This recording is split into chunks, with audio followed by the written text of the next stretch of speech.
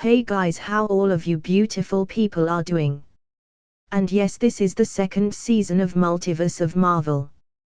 When a cinephile and an otaku /weeb travels through dimensions and gets a system which can only be described as overpowered but comes with restrictions.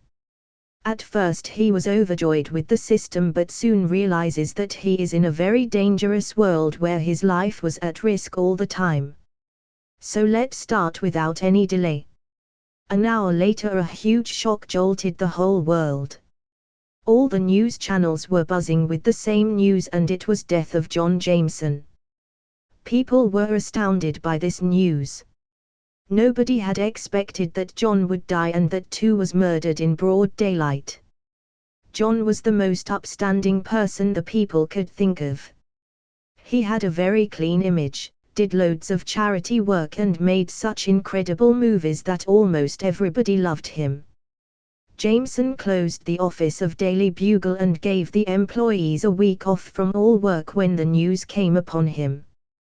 His eyes were red when he had announced this. He was very close to tears but didn't want to show it to people. After the last employee left the premises, he burst into tears. The people who left the offices could hear his sobs from outside. Everybody felt sad and pity for their boss. John was loved here too. Due to his death, the stock markets had a field day. It fluctuated violently. John's death affected many people emotionally. At evening, Tony came out for a press conference. This has been a very sad day for humanity. My friend, my colleague and a great person had left us. I don't know who was his murderer, but I assure you this, that the name of Avengers isn't for a show. All of us will band together and get to the bottom of this. We won't sleep until the culprit is caught. Saying this, Tony left with a very sad face without entertaining any questions. Nick Fury too started searching for the culprit using S.H.I.E.L.D. as John was a consultant and as a member of S.H.I.E.L.D. it was necessary to find out the murderer and bring him to justice.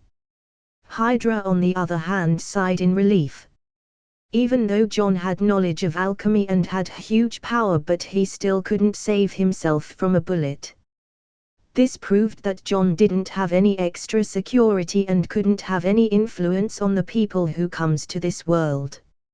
Hydra even checked on the dead body of John and matched with the records and found that it was really John who died.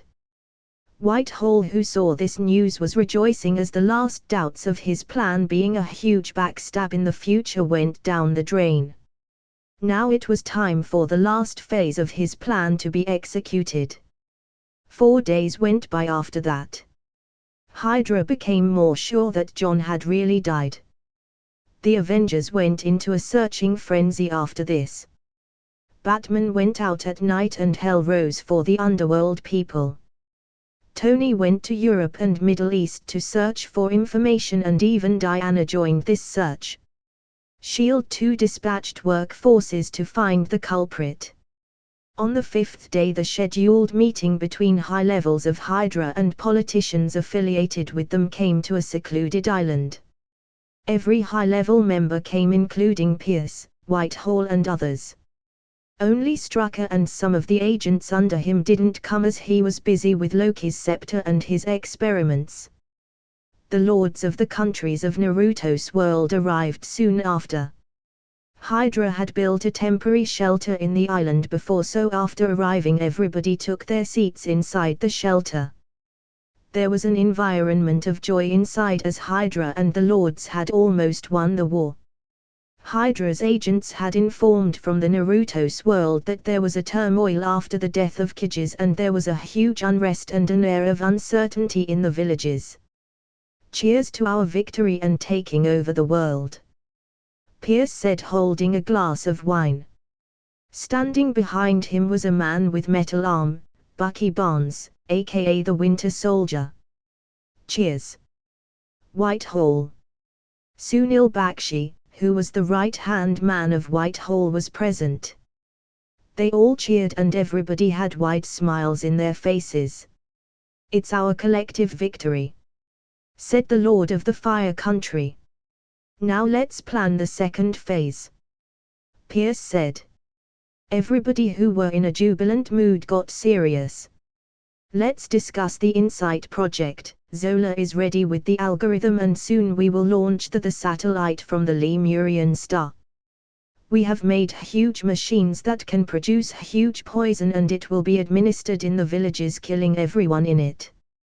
The lords who had some idea about the satellites and Insight project listened to the plan of Pierce. The idea of killing all the people in their villages kind of disgusted them, but it was necessary. But as they were listening, the lords of the countries felt their heads being dizzy. They felt as if the world was spinning rapidly. You poisoned us. How? We had all administered with antidotes. The Lord of Fire Country said as he realized what had happened and saw even the ninjas who he brought for personal safety was acting the same way as them. We derived a less lethal poison from the main one. The previous antidotes don't work on them. Even though it won't kill the ninjas, it's enough to get you killed and get the ninjas unconscious for few hours. In these 4 days we conducted an experiment on ninjas who went out, so we know the results. We have already spread it across the island and the secret ninjas which you have sent to ambush us has all inhaled this poison, said Whitehall. You all really played us. I thought we had the jump on you, said the Lord of Earth Country. The feudal lords died while the hidden ninjas who came for assassination lost consciousness when the lords were in the meeting. Whitehall looked at all of this with a huge grin. This was executed perfectly by him. Since the Kidges and the lords were dead, their dimension would close off by itself. Since the key to entering and leaving the dimension rested on them, killing both of them have plugged the whole of their dimensions. Hydra won't even need to deal with the world of Naruto while they have these many unconscious ninjas on whom Hydra could experiment upon and even get to the bottom of so-called chakra. This would be a huge step in world domination and even step their foot into the universe later with this power. All right. Wrap up everything. We need to take over the headquarters.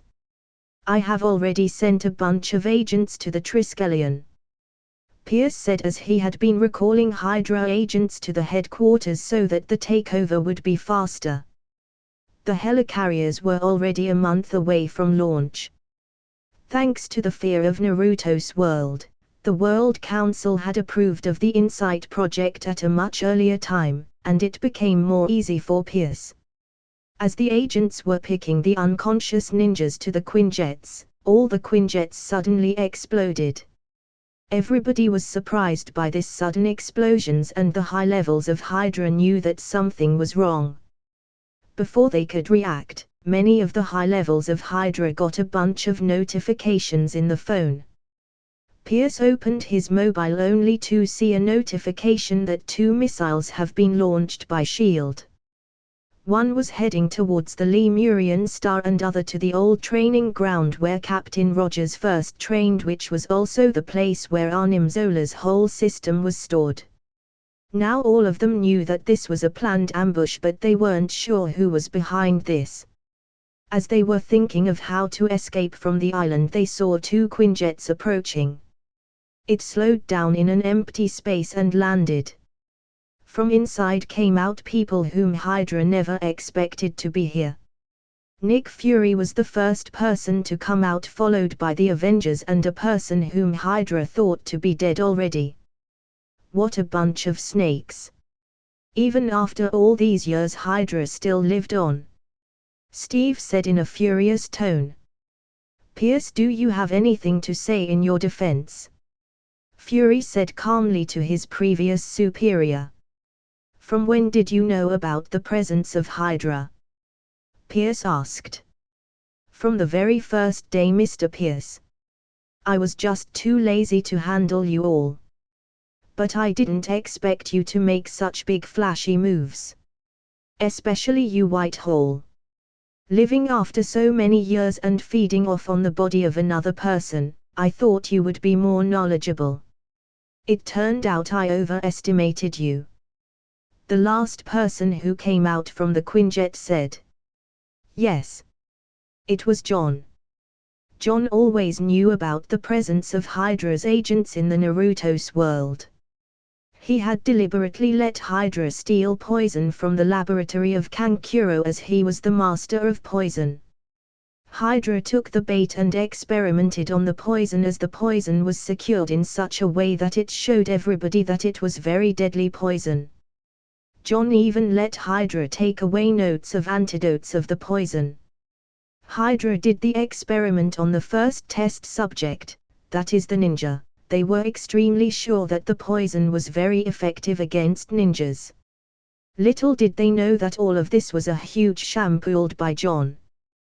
He let the ninja, with the use of genjutsu and some real elements, made Hydra believe that the experiment was a huge success. John couldn't let Hydra catch a body of any ninja, so he showed Hydra the most horrible way to die.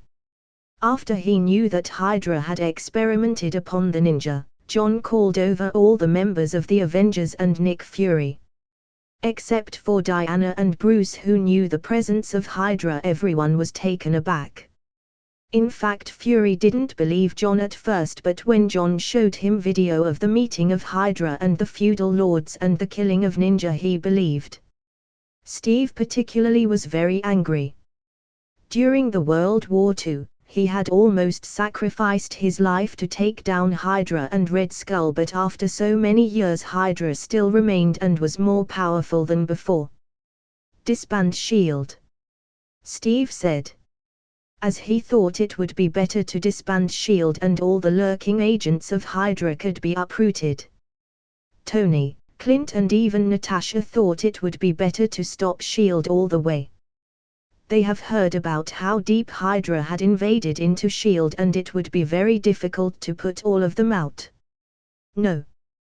We can't disband S.H.I.E.L.D., said John suddenly.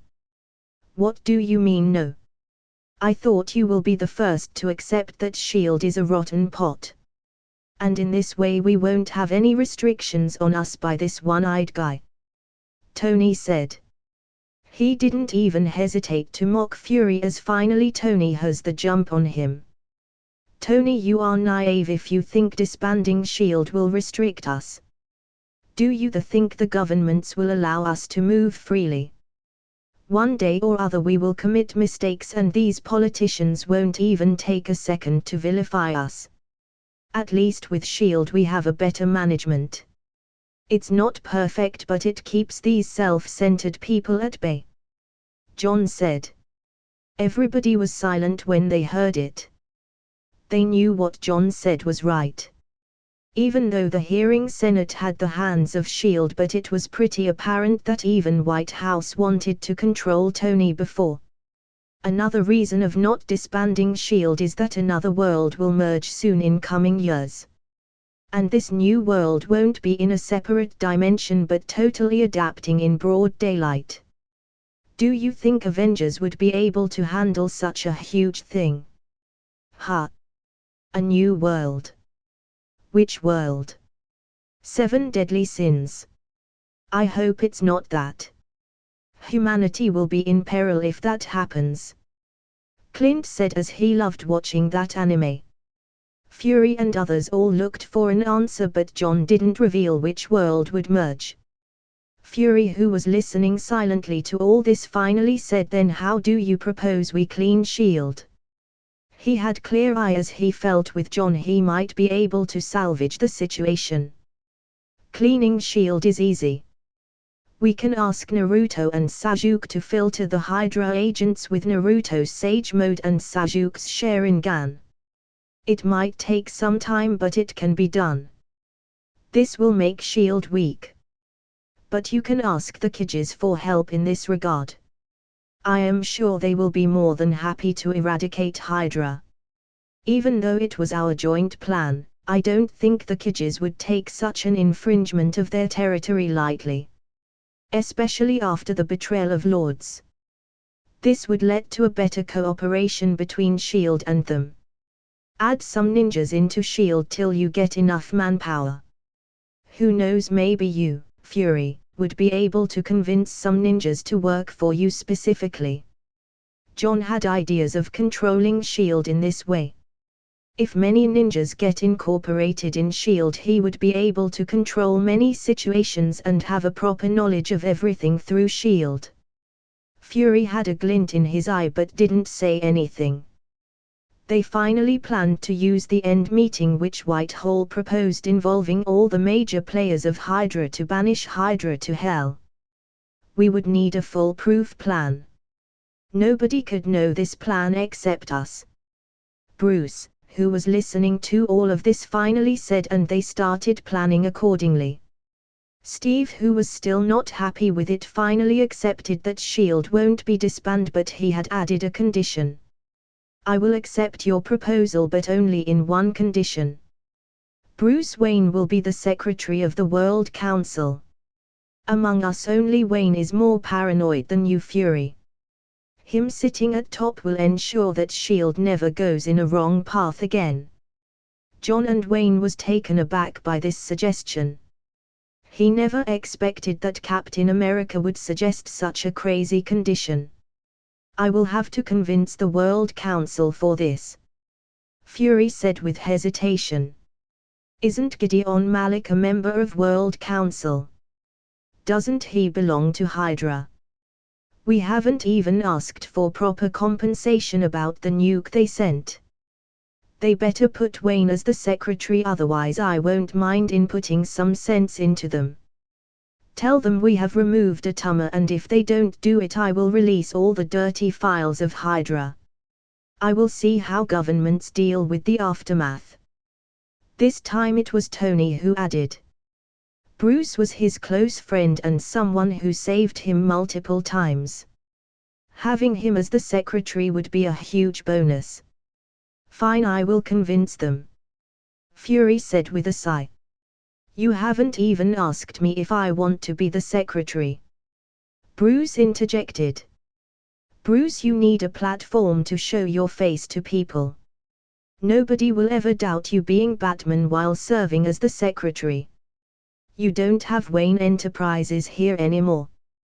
With this you will have more access to many things, Tony said. Bruce thought for a minute and finally accepted this new management role. He could let Alfred take care of the most part while him continuing his own research. We will have to play all our roles accordingly. They will try to assassinate me. After my assassination you all better act well.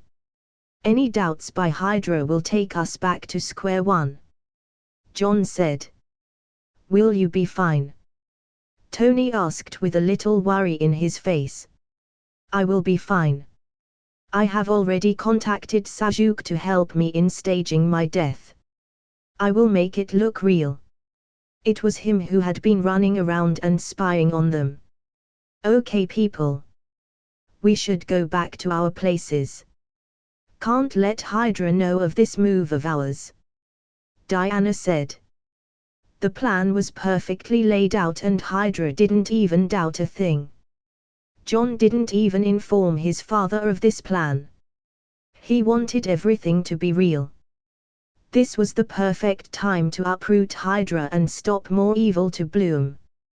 The helicarriers didn't really bother John and others.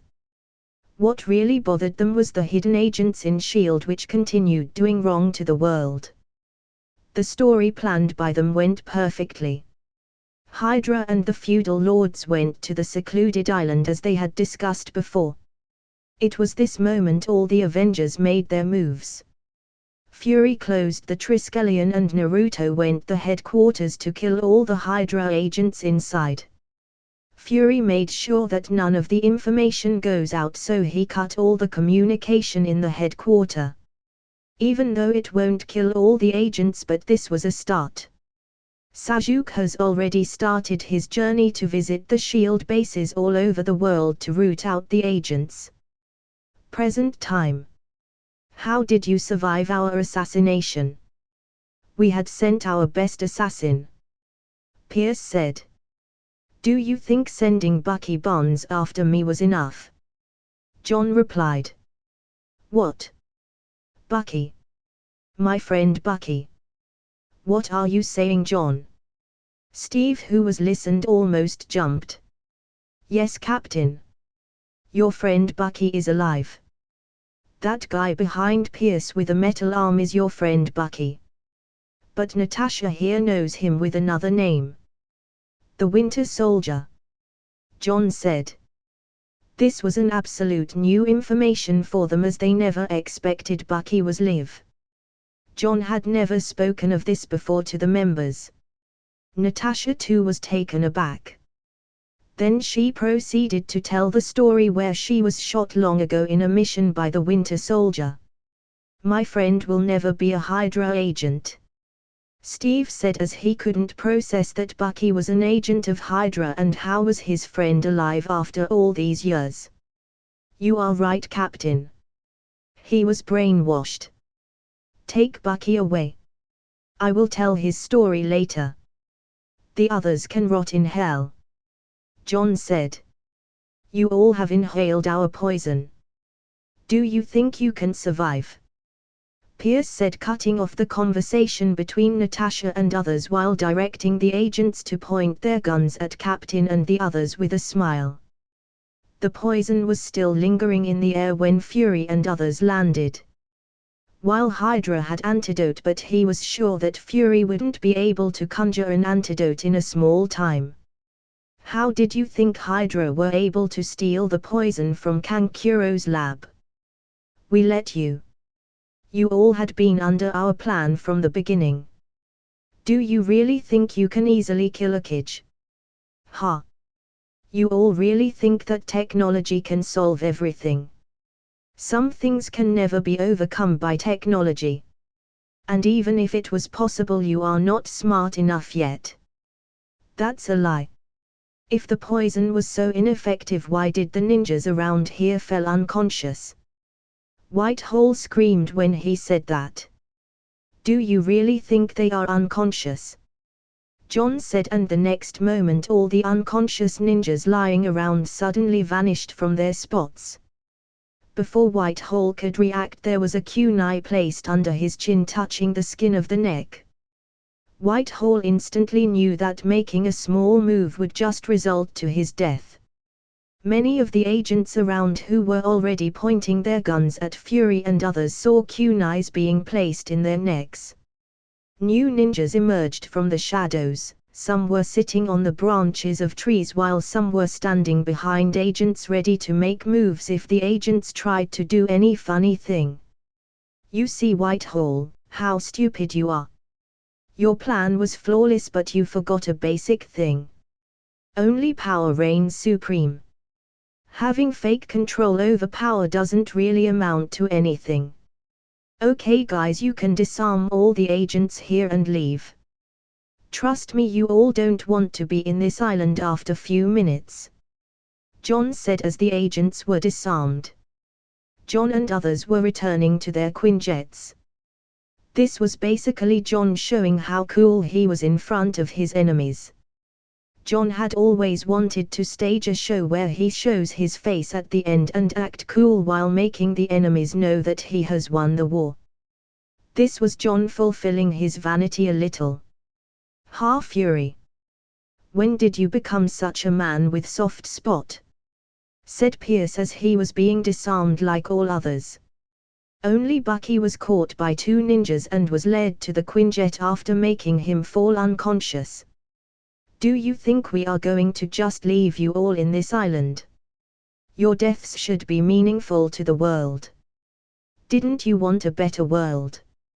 Your death will serve a greater purpose and help us experiment on many things. Thank you, Steve said with an evil smile. He had too much hatred against Hydra, and John had already laid out plans involving their death. Whitehall and others had a bad premonition when Rogers said that. He was the last to enter the Quinjet. The ninjas walked away from the island and stood a distance away from the island as John had directed them to. There were other Quinjets hovering outside over the sea to take them away. John actually let the lords die. Even though he gave free will to all his summons, they could never act against John or his friends. So when Hydra first contacted them with the notion of making plans, it was doomed to fail. John later contacted Orochimaru to help him set up bodies and set the whole plot. The lords were led to death because their death didn't really matter to him and it would make the story more believable. Even in his previous life, John didn't like the lords. He will make Kijis as the lords of the countries. It was better that way and everything would be in better control.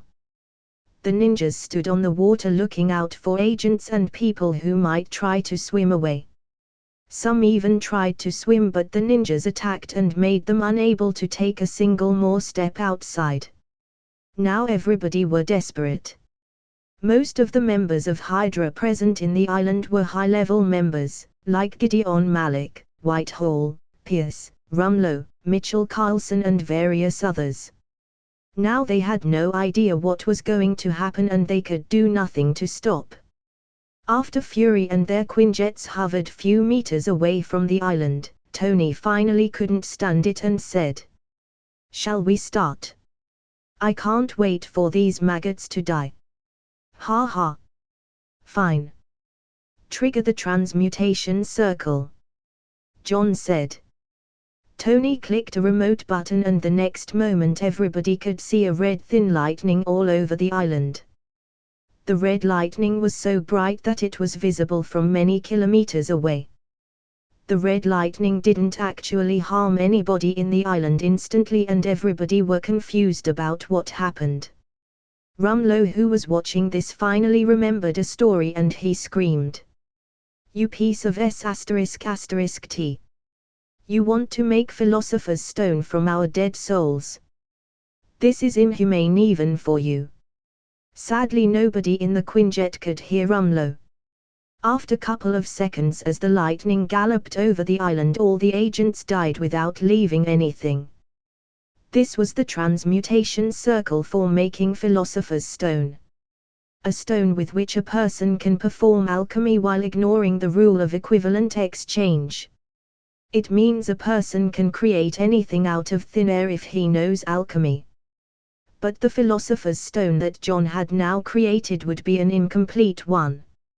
In order to make a complete one, probably a country needed to be sacrificed. After a minute or so, when the lightning died, John and others returned to the island. Tony switched off the working of the circle and all went into the center of the island. John and Tony had drawn the circle long before Hydra arrived at the island. So Hydra never noticed the drawings on the ground, which was hidden by leaves and sand. At the center of the island there was a small red stone lying on the ground. John went and picked it up. He could feel the power of the stone already from the alchemic reactions on the tattoos. He snapped his fingers while directing his hands above. Instantly a huge burst of red fire blasted above. The heat of the fire was so high that everybody had to step behind. The fire reached a massive distance of almost a kilometer. So this is the power of Philosopher's Stone. Man, the stone in Harry Potter movie is a joke. This is what real power looks like. What are you going to do with it, John? Tony said as he didn't ask for the stone. The knowledge of alchemy wasn't his to belong with. Keep it for rainy weather. This experimentation never happened and no records would be made for it. John said as he looked at Fury. Yes. This thing never happened. This much power should not ever come in public. Steve said. As he too saw the power of a snap, though John could always create fire before with a snap, but this was too much. A kilometer-long fire trail sent chills in everybody's spine. Fury nodded to it as he too felt it was too strong. Sure, on the condition that the stone will only be used in emergencies. What do you think of me? A world conqueror? Do you think I have so much free time to do that? John retorted. Okay, let's go back. We have work to do and you, John, have a lot of apologizing to do. What are you going to say to the public? Tony said with a mocking smile. Even though they were friends, in business point of view they were rivals. What are you smiling for? Did you forget the new company we just created? John said. Fine. Fine. This little head can't even take a joke. Tony lamented. Everybody had tons of work to do after the demise of Hydra's top levels. Fury had to make a huge report to the World Council about Hydra and the hidden moves he just made without consulting the World Council. Of course, appointing Bruce as the new secretary would also count itself in the report. Tony and others were dispatched to kill the remaining Hydra agents. Since almost all the high levels were dead, they needed to root out smaller agents before there is unrest in S.H.I.E.L.D. Fury asked for help from the Kidges and they happily dispatched many ninjas to deal with them. John assured Bucky's story would be dealt with after proper time. Bucky was taken to an isolated chamber and only Steve had access to meet Bucky. Only Steve could trigger his hidden memories. John knew that getting back to normal would take time, so he had just left it to others. John reached home the next day. He was little trembling inside as he knew that his actions had hurt his father. He knocked at the door of his old home early morning. He had to wait for almost 5 minutes before the door opened. What presented in front of him was a person who seemed that aged a lot and reeked of alcohol. Jameson looked disheveled and unkempt. John felt very guilty seeing his father in this situation. Dad. I am back. Jameson, who didn't even open his eyes properly, trembled when he heard that voice. When he finally opened his eye fully and looked at his son, he was struck. The next moment he threw himself to John and hugged him tightly. Jameson didn't want to let go as he felt that he would lose his son again. After a minute he finally let go. Son. You are back. You are really back. Back alive. Yes, Dad. Sorry for all the pain. I was on a secret mission of S.H.I.E.L.D. I had to stage my death and make it as realistic as possible.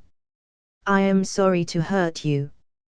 Jameson looked at his son and finally believed his son to be real and that he wasn't hallucinating. Dad, let's go inside and talk. You need to go and shower. You reek of strong alcohol. Where is Val? Don't teach me what I need to do and what not. Val is at home. I sent her away. She was in tears every day. It was hard for both of us. I will call her back now. Jameson said as he went to reach out for his phone. You should go have a bath first. I will call Val. I will make some breakfast for us. Okay. Don't run away again, son. I don't want to lose you. Rest assured, Dad. I will not run away again. John informed Val to come back. Val was overjoyed to hear the voice of John again and rushed to their home. By the time she reached, breakfast was ready and Jameson came out of the shower looking fresh. John apologized profusely to both of them and explained why he pulled such a huge prank. The story of Hydra and its history and how the Avengers needed to stage such a huge net to catch it. Jameson and Val finally forgave John as it was involved in world security. But Jameson was surprised that John had such close connections with Avengers group. The group of Avengers became famous after the New York War and Tony himself propagated the name of Avengers publicly. Though he didn't reveal all the people, but the people knew that from videos there were Thor, Diana, Bruce Wayne, Hulk and 3 other people. The most mysterious one was the man in Anbu mask. Most people didn't consider Green Lantern as an Avenger as he didn't belong to Earth and his playground was the galaxy. Many people thought like Batman and Wonder Woman this new guy was a ninja, but his powers weren't consistent with ninja powers and they were on the alchemy side. That's why the people were very confused. Though many people speculated that it might be John Jameson, but he was just one of the suspects and there were many suspects. How will you deal with the press and public? They won't let you go after the huge prank you pulled on the world. Jameson said while eating. I will deal with them as I had always dealt with things. Using half-truth. John said. They continued talking of how they managed to catch Hydra. Of course John didn't mention his powers. And conjured a half-truth about how Avengers and S.H.I.E.L.D. dealt with Hydra. Though he doubted that John had alchemic powers, but he never asked John as he felt it might be invasion of privacy. John was old enough to handle his private matters himself. In fact, Jameson felt proud of his son after what he had achieved of his age. He had achieved what few people could not even dream in their whole life. If his son was a superhero too, so be it. The next day a press conference was called by both Disney and Stark Industries together. It was said that Tony Stark will address about the death of John Jameson. The reporters came flocking by as the rumors itself was interesting enough. Soon the stage was set and the reporters took the seats. After few minutes Tony emerged from behind and came up. So, the last few days had been traumatizing for you all, I presume. With all the running around after the death of John. Well, I am here to say that we have solved the puzzle of John's death. The truth is John Jameson is alive and well. Tony said as he pointed his finger to the stage behind. The reporters were shocked by this sudden revelation and turned their heads to look at the direction where Tony pointed. John emerged from behind the stage with a smile. He came up to the center and said, "Good morning all. I know this comes as a shock to you all about me staging my death. I will explain it in a very concise way possible. My life was in danger and I was being hunted by a certain individual. We didn't know when I would be attacked. So I let myself in the open so that I could be assassinated openly. Of course that was a huge drama staged by me. The Avengers helped me in this regard. In the past few days when I was hiding, the Avengers were able to catch the culprit and put him into jail. He would be seeing trial soon for an attempt to murder. This was all a joint operation of me and the Avengers," John said.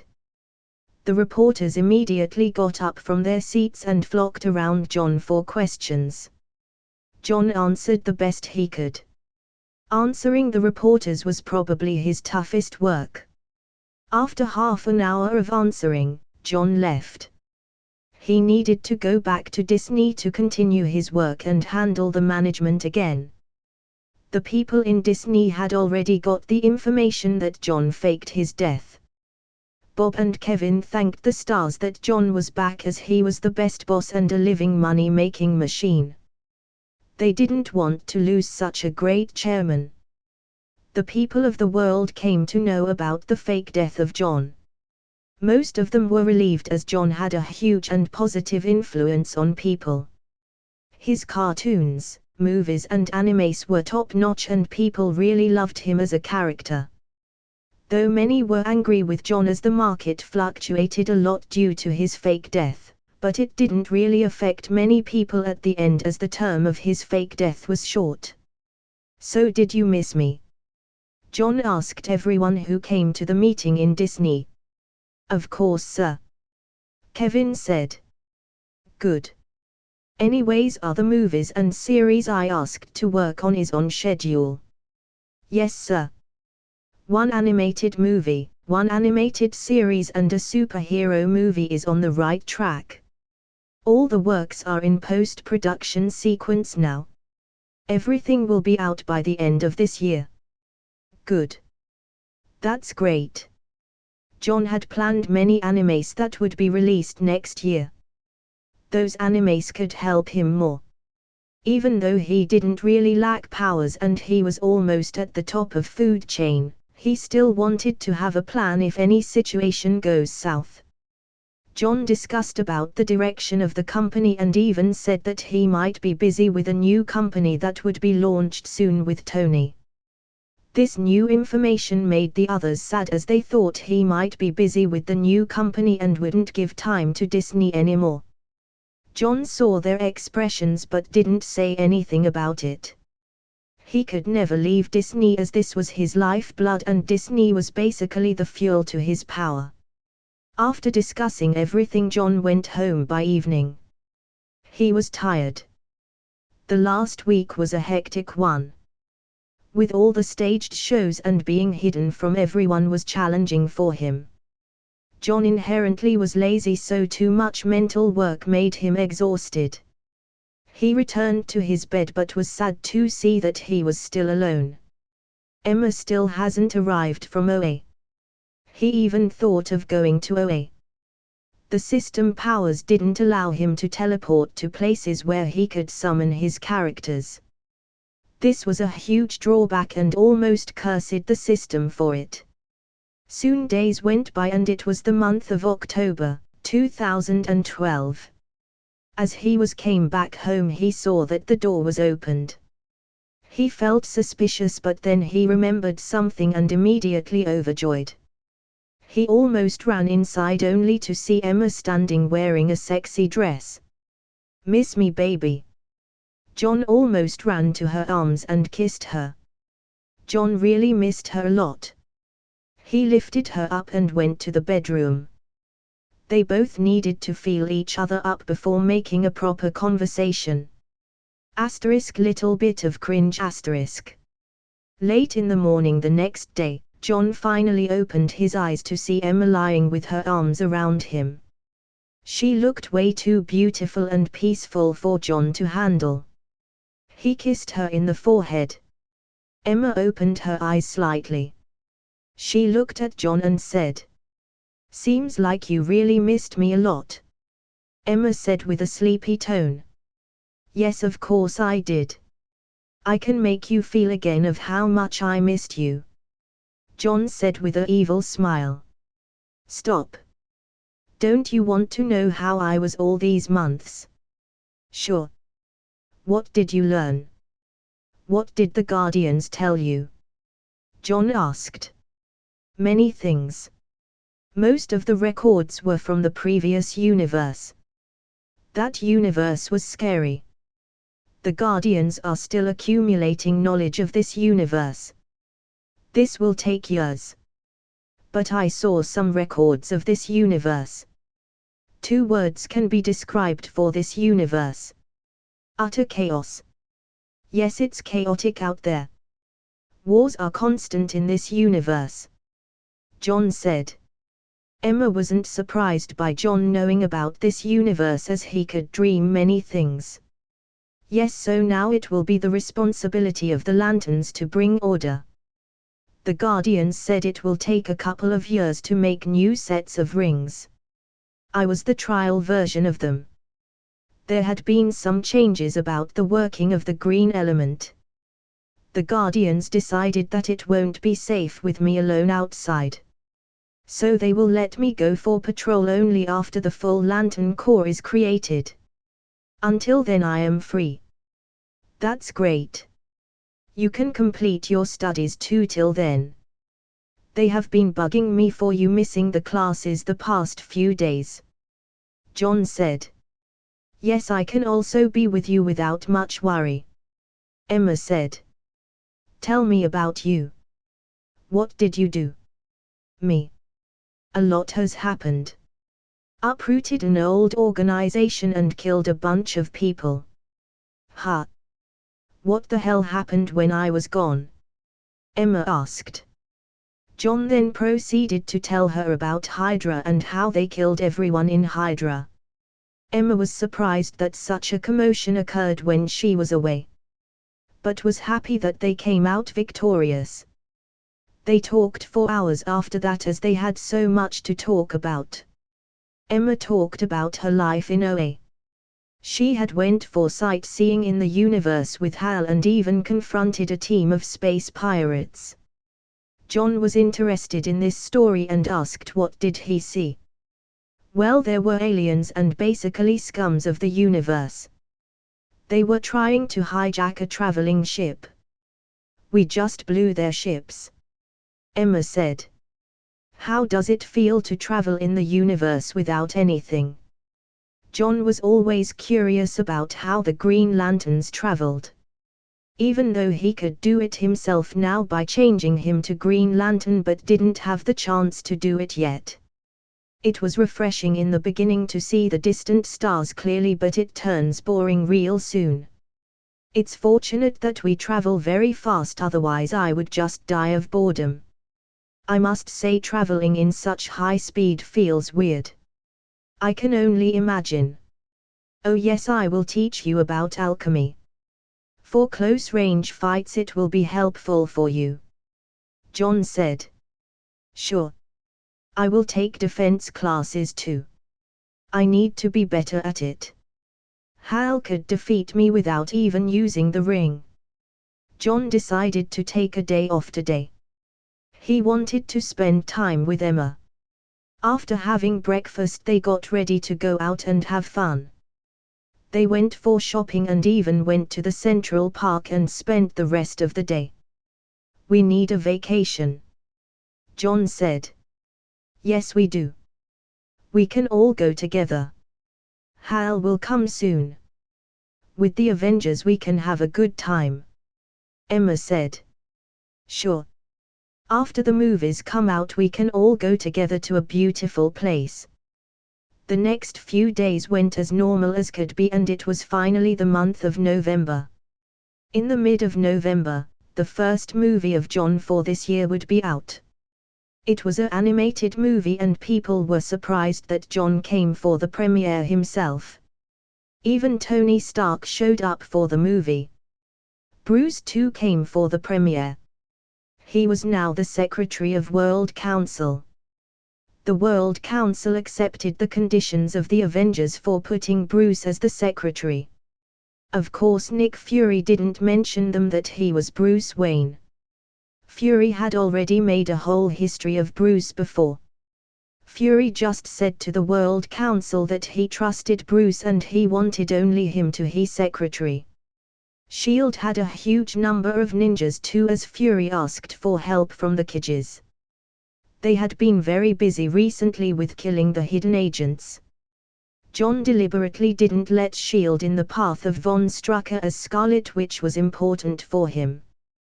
John and Emma came out of their iconic yellow Camaro as John never used any other car except for B.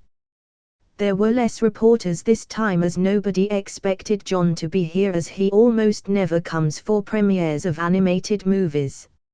Still 2 reporters came forward and interviewed John. Mr. John, you and Tony will start a new company. Can you tell us anything about? Actually Tony and Pepper will be handling the main situation. I can only tell you this that it will help our Earth in energy sector. Sir, no offense, you almost never come for premiere of animated movies. Is there any particular thing about this movie? No. Me and Emma were just bored at home. So thought of having a fun with this movie. John replied. From the corner of his eyes he saw Tony and Pepper stepping out of drift. Now the people knew that something was definitely up with the movie. John has a history of making movies out of real life and many wondered if this movie had any real elements. Many reporters asked Tony but he too like John didn't disclose anything about the movie. Truth to be said John actually didn't say anything about the futuristic things that was about to arrive. He too like others were curious. Pepper was happy to see Emma again. Nobody knew where Emma vanished for the past few months but everybody was happy to see her again. Pepper suddenly noticed a ring in Emma's ring finger. She was dumbfounded. Emma, did you get engaged to John? John never said that you two got engaged. Pepper said.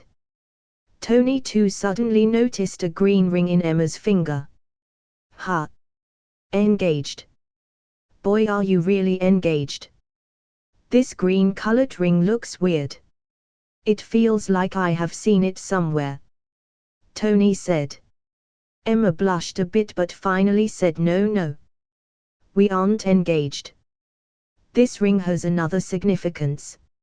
She even peeped at John as Emma really wanted to be engaged and get married to John someday.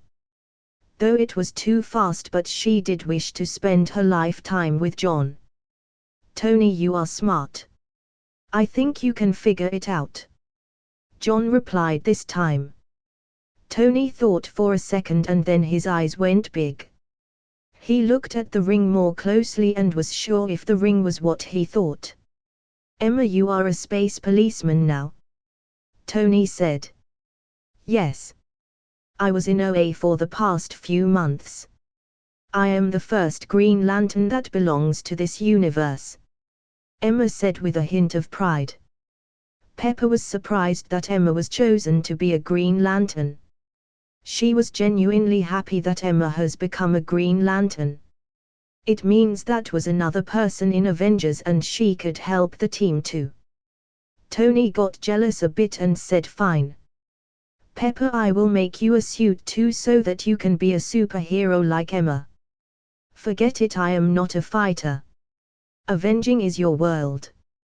As Tony was asking about the planet OA to Emma, Banner and Wayne arrived at almost the same time.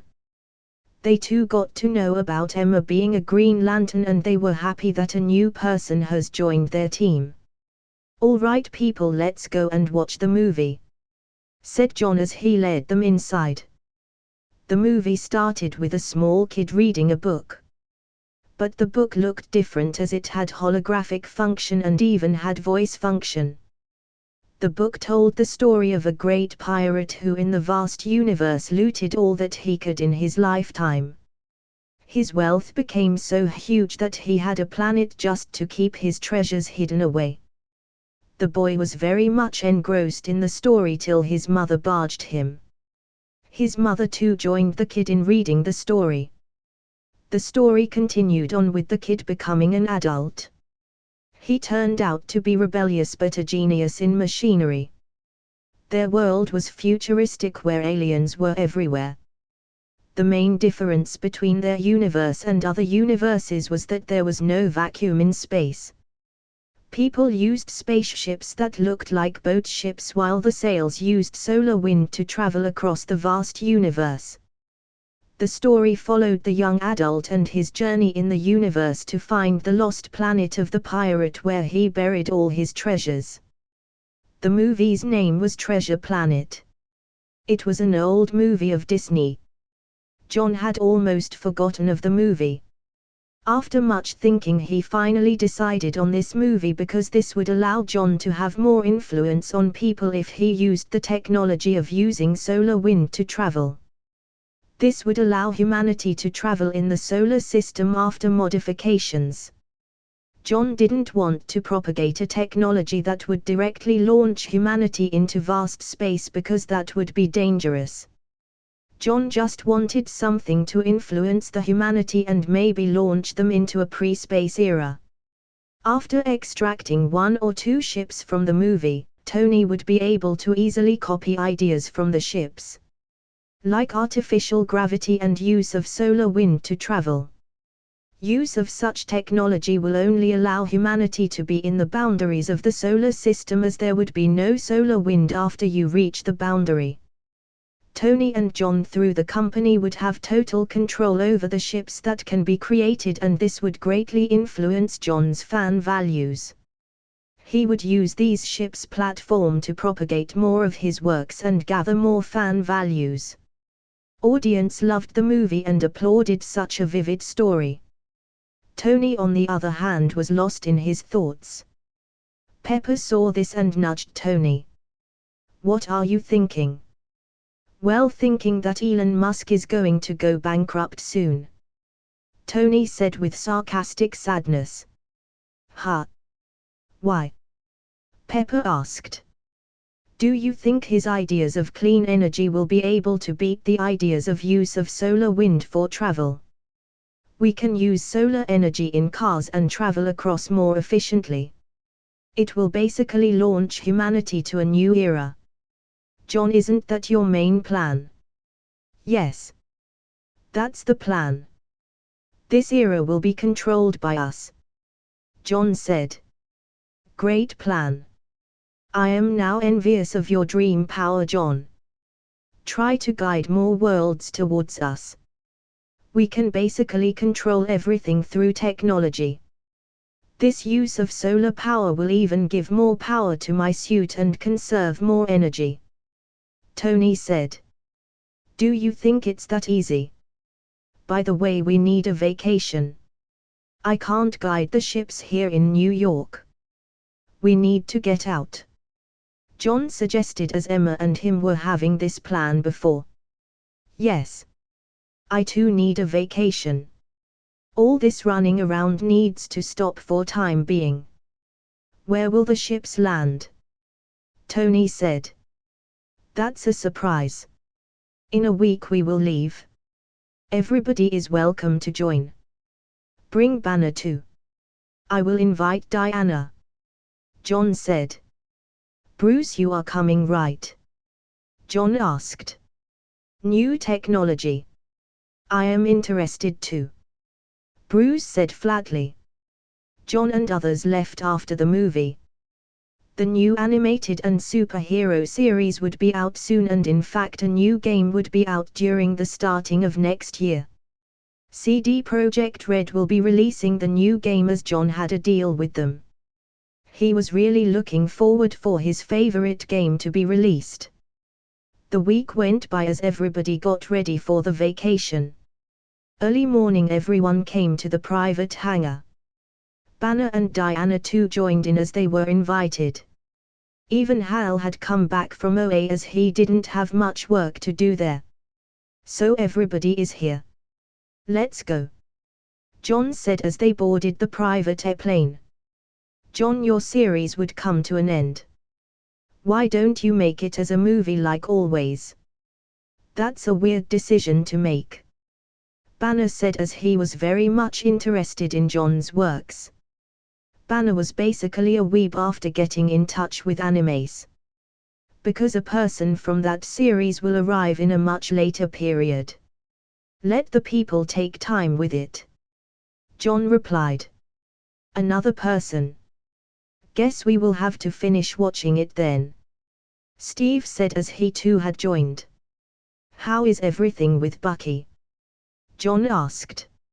He is still not fully back. He recognizes me but can't remember everything else. We'll have to wait for him to fully heal. After 10 hours of long flight, the plane finally landed in a small airport. So we are in India. I guess these islands are secluded. A good place to guide the ships here. Tony said. Yes. Welcome to Andaman and Nicobar Islands. John in his previous life visited the islands. There are a bunch of islands which aren't inhabited, and he could easily sail to one such island and extract the ship while also enjoying the beautiful place once again. John had already booked everything and went to a luxurious hotel to rest. They would leave for a secluded island tomorrow. The hotel was a sea-facing one and everybody loved it. So do you like this place? John asked. Of course I love it. Emma said. The next day John and others left for a very secluded island from a private boat. John had already sent a huge private boat to the harbor before after transforming it with the help of Cube. John didn't want any third party to join this vacation, and with the help of Cube they could travel without any problems. They all traveled to an island which was far away from the main islands. After landing on the beach they set up small tents as they wanted to spend the rest of the vacation in the island. When will the ships arrive? Tony asked as he was excited to get his hands on the new technology. The New York War was traumatizing for him. Even though they won it by a huge mile, but space had always been mysterious to him. This was their first step to space travel and he was looking forward to it. In time, Tony. Relax. Enjoy the vacation for now. John said. Tony got little disappointed but didn't try to force. They finally all set up their tents, sat down on the beach while eating snacks and enjoying the sea. John remembered something and finally said, "Guys, I have another intention of coming to this secluded place. After the New York War I received a new power, and truth to be said I never dared to try it. Finally here, so far away, I can use it. New power. Now dreams gives you powers too. Damn. I should sleep more." Tony lamented. "Can we see?" Steve asked with hesitation, as having powers is a very private matter. Even Emma was surprised as John never mentioned of this new power. "Watch me," John said, and suddenly his arms stretched and it transformed into very long and white feathers. The feathers were burning in blue light with a bit of golden flames that sparked slightly everywhere. Soon the flames covered the body and John transformed into a huge bird of flames. The bird looked exquisite with golden flamed tails and blue fire all over the body. The bird flapped its wings as it hovered in air. Everybody was surprised after seeing this. They were in awe with such a huge bird that looked like it bathed in flames. Banner's eyes were shining differently as he knew what this power was. "You ate the Tori no me?" Banner asked. "Yes, Banner," said the bird. "Wait. You are saying that John ate the mystical Zoan fruit? Holy Mother of God! You are nigh invincible now," Tony said as he too follows anime but not as religiously as Banner. "What is Tori no me?" Steve asked as he wasn't still up to date with all the anime. In simple words, John is basically a phoenix. The bird of the legends. He can almost never be killed. No matter what physical damage he receives, he can heal himself. And can even heal others. Diana said as they too watched the anime. "Phoenix. Oh my god. That is a legendary creature," Pepper said while holding her hands before her mouth to stop her from screaming more loudly. John flapped his wings and went high up in the air. He wanted to fly a bit around the island and feel the fresh air. He never used this power before, so he wanted to see how powerful he was. Even though he didn't know Haki, his flames were strong enough. No wonder he never cared before about his own assassination. He can never be assassinated. No one on Earth has the power to kill him, Banner said. Steve and other sighed as they got to understand how powerful John was now. Emma was very happy as John has taken a major leap and he would be safe no matter what. John came back after few minutes as he had flown enough and got a feel of fresh salty air. "I thought after becoming a Green Lantern I might be able to defeat you." "What a nice dream it was," Emma said. "Oh come on, me being your boyfriend can't be weak." "Can I?"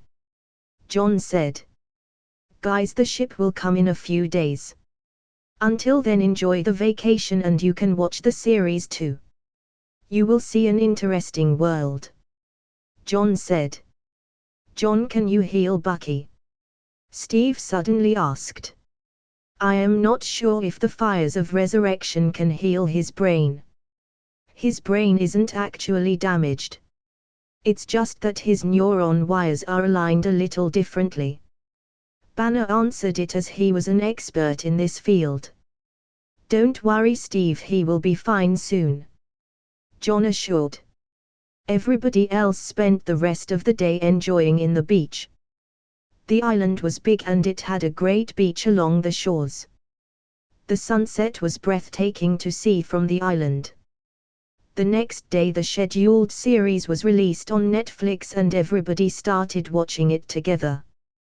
They were curious about a new character that was going to arrive.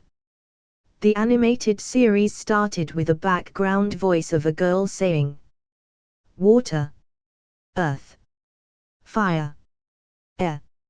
My grandmother used to tell me stories about the old days. Of the time of peace when the Avatar kept balance, that all changed when the Fire Nation attacked." Yes. John went to the series of Avatar, The Last Airbender as a new character to handle a special situation. He couldn't let too high profile of a character be out and Aang would be the perfect candidate for his plans. Everybody spent the whole day binge-watching the series. They loved the series. It was a journey of a young boy who could control all four elements but never learned the process.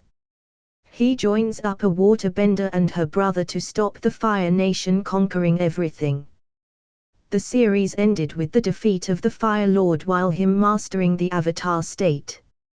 He maintained his vow of never killing anyone until the end and defeated the Fire Lord by taking away his fire bending. It took 3 days to binge-watch the whole series with everybody. It was a vivid story and all loved it. Who is coming from that series? Diana finally asked the question that was burning inside everyone. It's Aang with Appa, Momo and Katara. John didn't want to rip the family much apart and wanted to keep Aang happy as much as possible. Although he could always erase memories with the help of system like always, John didn't want to alter his summons memories too much. Memories are what makes human beings humane. That's a pity. He can never be an Avenger. Banner said as Aang had the vow of never killing. This alone excludes him from joining their team as they had to constantly kill when required. Where will you guide him?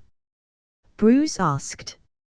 I heard Coulson has formed a team which has a free reign and carry out mission which involves any kind of extraordinary events. S.H.I.E.L.D. can let him join with Appa and Coulson will be a perfect person to guide him to our new world. John replied. John wanted to handle the case of Inhumans with Aang. Since their trajectory has already changed with the death of Agent Grant Ward, Aang would be a perfect candidate to join in and see the new world. John would just share memories of Inhumans and some aspects of the story. He believed Aang would be capable enough to handle afterlife as the Inhumans lived away from society and Aang will understand them better since he was himself a monk. There was enough time for Aang to grow as the story of Inhumans would take more than a year to start. John was looking forward to see what kind of butterfly effect would Aang create. He also remembered about the lost Inhuman, the Hive. It sure will be interesting. After another day of lazing around the island with the boat and visiting the nearby islands and beaches, it was finally time for John to extract 2 ships from the movie Treasure Planet. Ding! Total fan values, 2.3 billion. Value of extracting ship from Treasure Planet, 5 million. Value will depend on the size and firepower of the ship. Extract 2 ships. 1 large and 1 big small with no firepower. Ding! Command executed. Total fan values spent, 11 million. Urging the host to work hard. Everybody was looking at John, who was closing his eyes with expectations as this was the first time John would guide something near them, as John had always guided people and things in solitary places.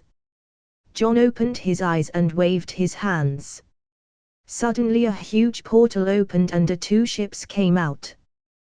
One was a huge ship with triple masts, while the other was a smaller one with a single mast. Both the ships looked almost the size of normal old-fashioned ships of Earth. Only difference was that the sails were glistening in the sun. There were polygon-shaped golden lines on the sail of both the ships. And both the ships at the rear end and on the sides had propulsion cannons. Both ships landed on the beach as John wasn't sure if the ships were waterproof. "All right, who here is a very old person?" Tony asked. Diana and Steve raised their hands. That was a trick question, Steve. Diana is more old than you. Your generation didn't have such old ships. Diana, do you know how to drive the old ships? Yes, I learned in Amazon. Diana replied. Great. We will use this to go to Jurassic Park. I have an extra laboratory built exactly for this. Let's hop into it, people. Can't wait to try this baby myself, Tony said with an adventurous tone. Everybody hopped into the ship. Tony soon figured out a rough idea of the ship's mechanism and started the engine with the help of Diana.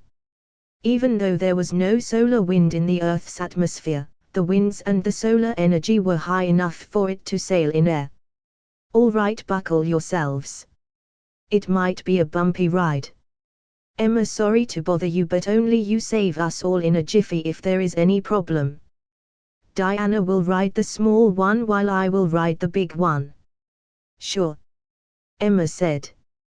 Diana, Bruce and Banner went into the small ship, while others on the bigger ship.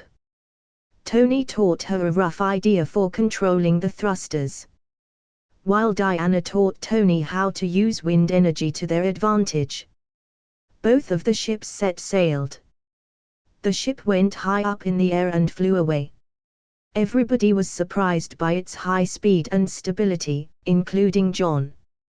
He didn't expect the ships to sail in such high speeds. They proved to be much faster than John expected.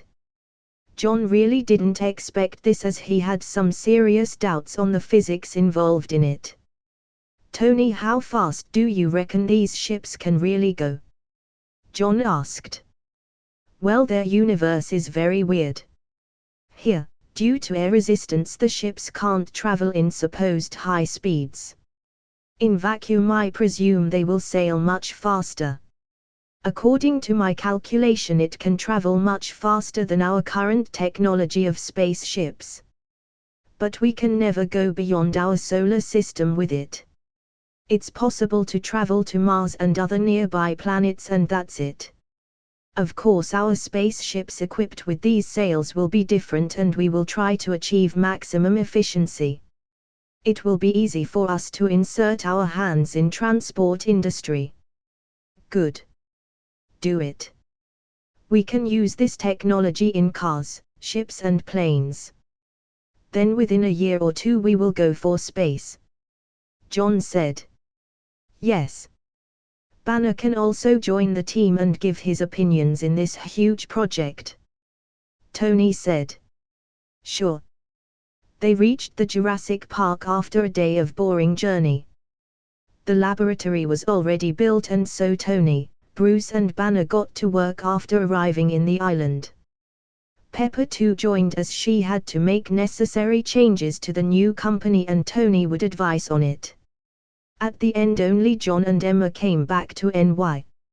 Emma got busy with the classes while John was looking into the new superhero movie which would release at Christmas. In fact, the superhero series would finish in a few days' time too. John wanted to extract a cheap superhero from it and send it to S.H.I.E.L.D. It didn't really matter to John with the new superhero, but John needed the third season of this series as he had plans to use it for more influence in the world. John called up Nick Fury as he needed to talk with him. Fury arrived at evening to talk since John asked for a proper meeting. So the satellites picked up 2 new ships arriving at Jurassic Park. Are those what I think they are? Fury asked first. As John had asked S.H.I.E.L.D. beforehand to notify the Air Force of various countries not to disturb them while they travel to Jurassic Park. If you are asking if those ships are from the Treasure Planet movie, then yes. Currently Tony and others are dismantling it and figuring out the technology. Humanity is going to take a leap. We will arrive in space era soon, John said. Fury got a headache because introduction such a technology to society would cause massive changes in the market. But then again, Earth needed a boost, especially after the New York War. And this was the correct time for introducing such a technology. I called you here for two things. I suppose you have watched Avatar. Aang is going to arrive with Appa, Momo and Katara. He is still young like in the series and knows all bending, including the Avatar state. I want Coulson to be his mentor. Fury, who heard this, was shocked. Superpowered beings again. And such a huge animal too. It's going to be a headache to explain to World Council. I will let Wayne talk to the World Council about it. What is the second thing? Aang will be somewhere in the North Cascades National Park. Tell Coulson to start searching, and another thing is that your precious Hawkeye is going to get a new companion. Watch out for the new upcoming series. Companion. Hawkeye. You mean an archer? All right, I am looking forward to it. You can try convincing him of joining S.H.I.E.L.D. I won't be guiding him anywhere. You take care of it. John said, as he really didn't care about this new guy. It was just on a whim that he will extract this new superhero and his girlfriend.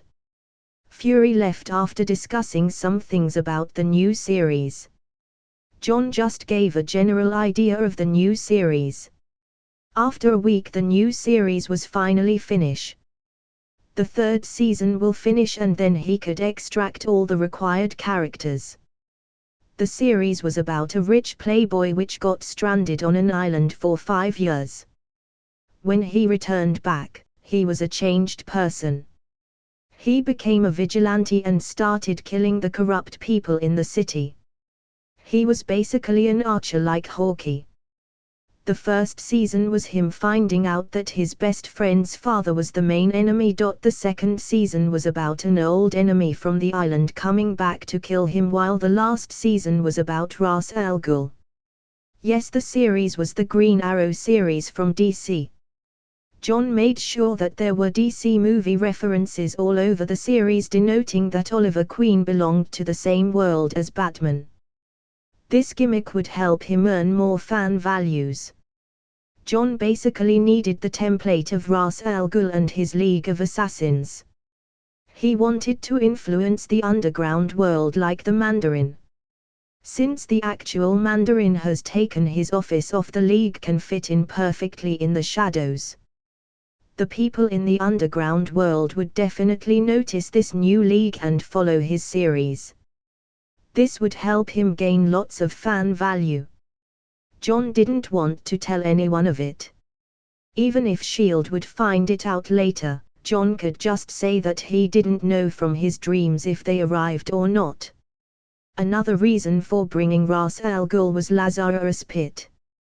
The water that could provide long life to anyone and heal wounds. Even though John had the Philosopher's Stone, he wanted to have as many contingencies as possible. John spent a total of 500 million on Aang, Appa, Momo, Katara and the League of Assassins.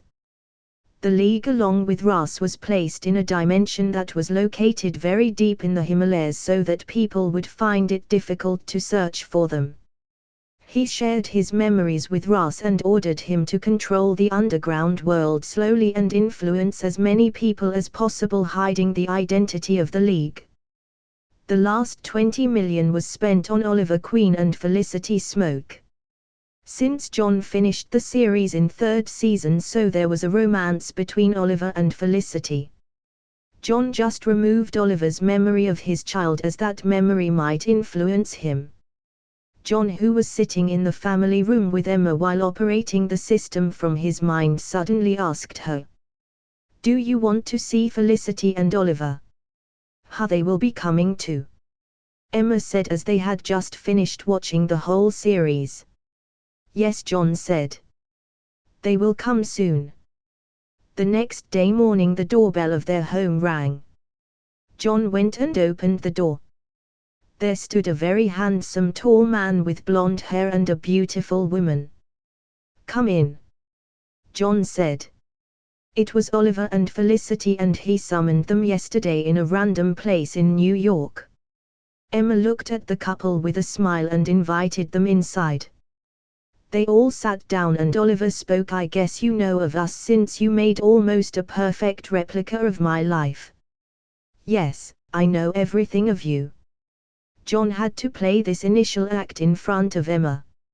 Even though he felt guilty of hiding his system from Emma, but there was no way around it. "Took me some time to find your home," Oliver said. "Do you all have any plans?" Emma asked them instead. "No. We have no idea what we should do. We just arrived yesterday. One moment we were sleeping in our bed, the other moment we were in a completely different apartment. This is crazy. Took time to understand that we had come to another universe. Saw that our life story was made in a series." Felicity said, as in the series she loved talking constantly. "I am sorry for invading your privacy with the series. But that's the only way possible to contact people from different universes. Felicity, you can join our new company. My friend Pepper can appoint you. And Oliver, I am not sure where you will fit. There is S.H.I.E.L.D. where you can join. I am sure their director will come after you soon. It's fine." S.H.I.E.L.D. When I hacked into the internet to find more information, I saw their presence. Felicity said. "Okay, I will think of it." Oliver said. "Why does it feel like you are accustomed to inviting people from other worlds?" "That's my superpower. I can basically see different worlds and direct them when they come here for their own good," John said as he played a whole drama with Oliver and Felicity. Felicity and Emma spoke a lot while Oliver wanted to know more about the world. John didn't give Oliver too many memories of this world and just gave a general idea, so Oliver was curious and wanted to know more. As they were talking, there was another knock on the door. Emma went to open the door only to see Nick Fury was standing with Maria Hill behind. "Can we come in?" Fury asked. Emma nodded and let them in. "Your information travels way too fast, Fury," John said as he saw Fury. He was really surprised by the fast means of S.H.I.E.L.D. Even after Hydra's downfall, S.H.I.E.L.D. still maintained the same power as before. "Oliver, this is Director Fury of S.H.I.E.L.D. I was talking about. He is a paranoid old man, so be on guard against him," John said. "Only the paranoid survive, John." "Hello, Mr. Queen. I suppose you know my identity. I am here to offer you to join S.H.I.E.L.D. Of course, a proper assessment would have to be carried out before to see if you are really a person who believes in justice and a capable archer. We need to understand this world before I can make any decision," Oliver said this time. "Sure. Take your own time. Contact us if you think you are ready," Fury said. "We are on the search of Ong. The national park has been closed off until we find him. Coulson is leading his team for this," Fury added as he looked at John. "Whatever. It's your headache. Not mine," John said, shrugging his shoulders. He didn't really care. He had already shared some memories with Ong and summoned him in the national park. Coulson, on the other hand, was having a hard time finding Ong. Even though Apa was huge, the park itself was immense. After almost 2 days of searching, Fitz was able to find out Apa via a small drone. From the drone camera too, they saw Ong and Katara with Momo on her arms. "Chop chop, guys.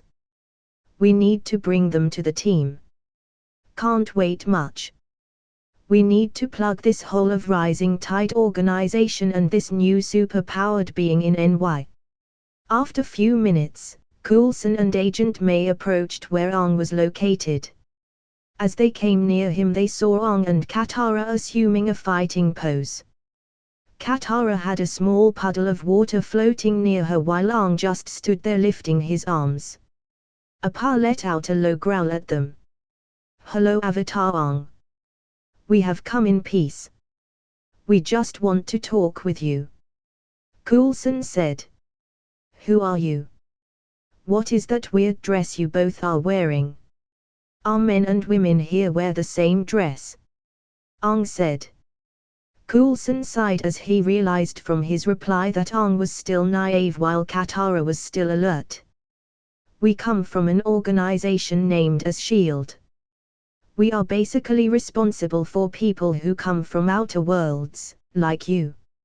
Few days ago we noticed that you and your family crossed to our universe. So we are here as a welcoming party. How can we trust you?"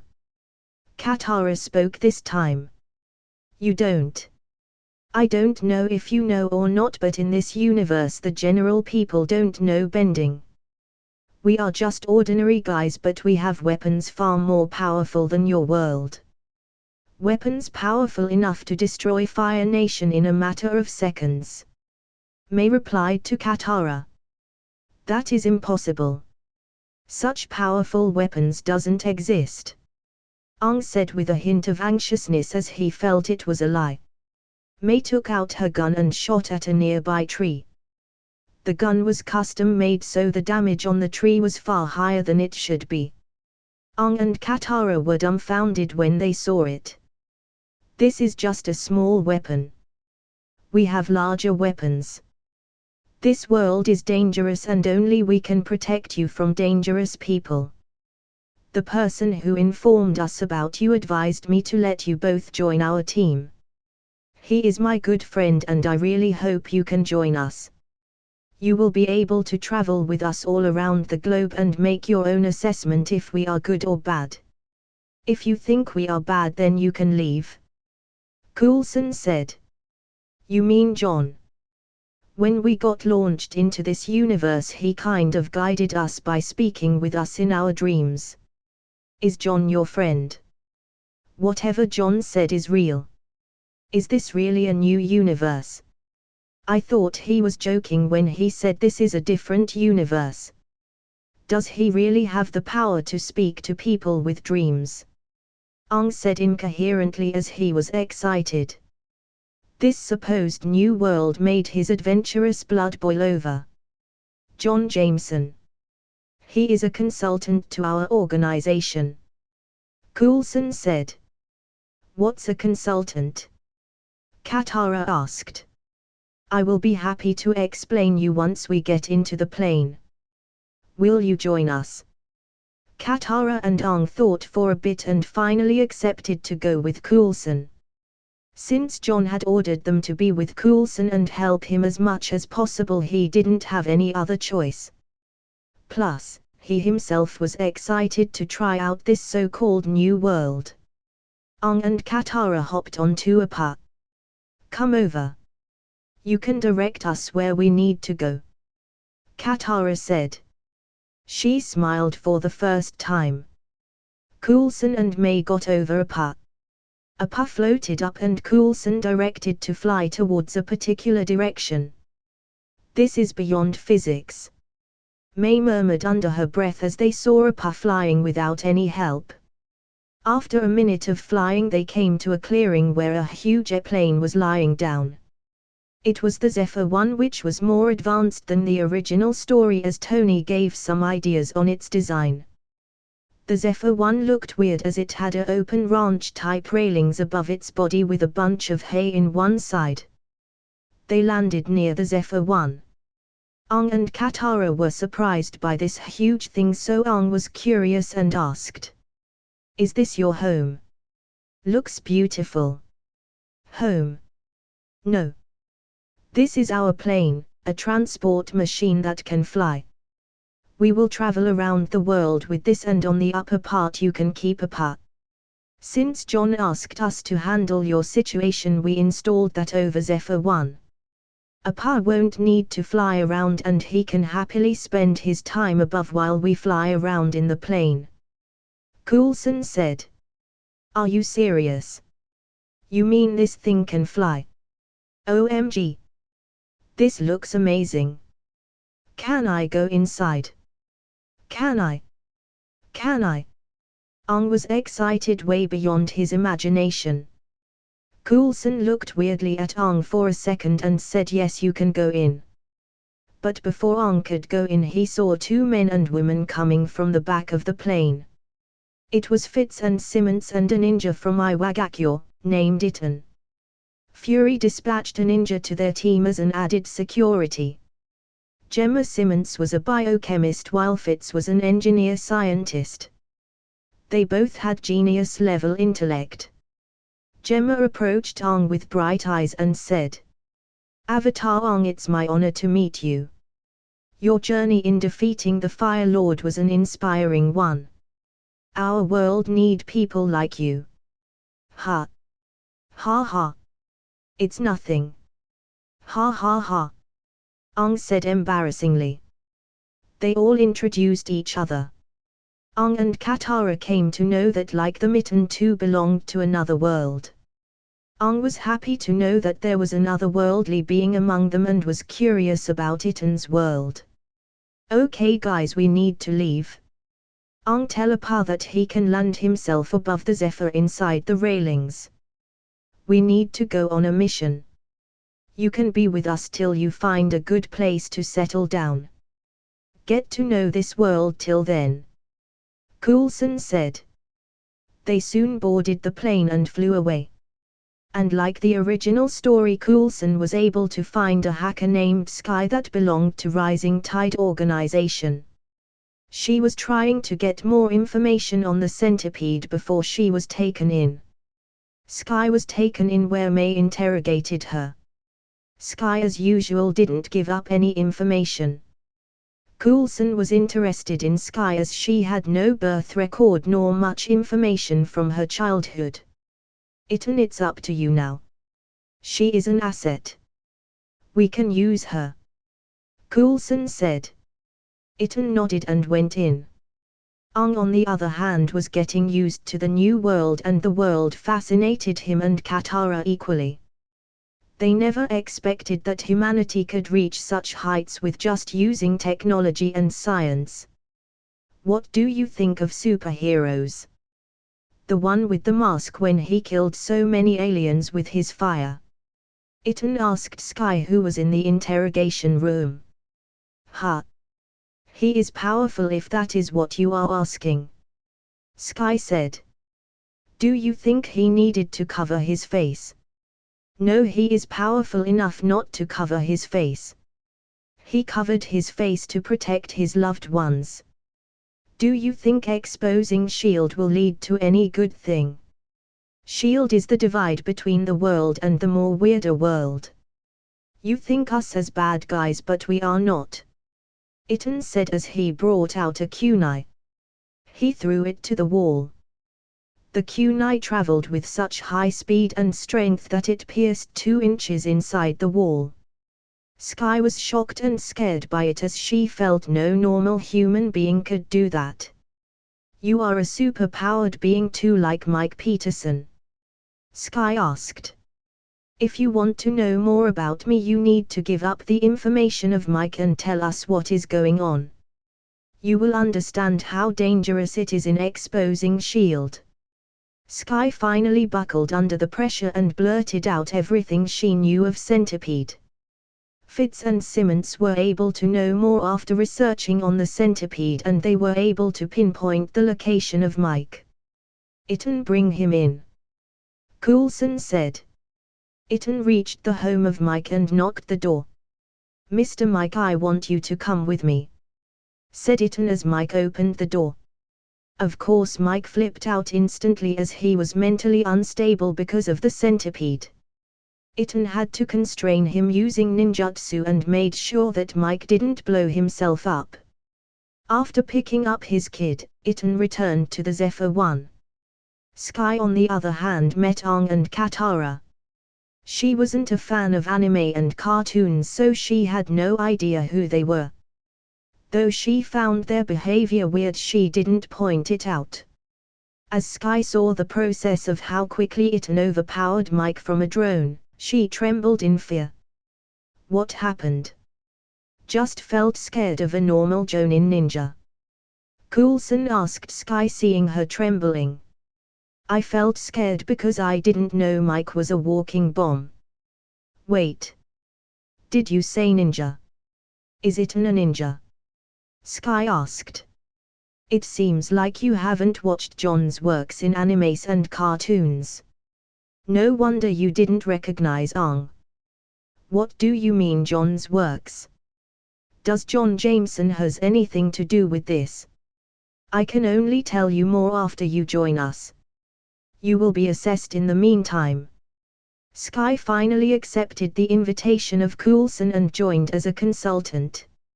She was very curious of what Coulson meant by John's works, and Coulson finally opened up about Itan and Aang belonging to the works of John.